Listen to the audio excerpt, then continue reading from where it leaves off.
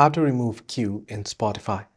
Hello everybody, welcome back into the channel. In this video today, I'll guide you through the steps on how you can remove queue on Spotify. Well, the process itself is actually pretty simple and pretty easy, so let me guide you through this video. In order to delete or remove your queue on Spotify, simply follow my steps. Open up Spotify first. Once you open up Spotify, what you can do is you want to open up the song that you have been playing. Now to view your queue, you want to tap on the hamburger icon at the bottom right corner beside the share icon. You can see right here, you want to tap on it and you'll be able to see the queue.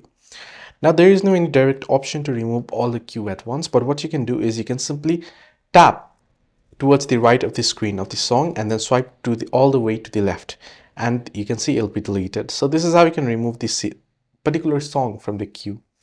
Hope this video was helpful. If you wish to clear the queue, you want to remove all the songs one by one. So do like and subscribe and do not forget to leave the comments down below if you have any further issues as well.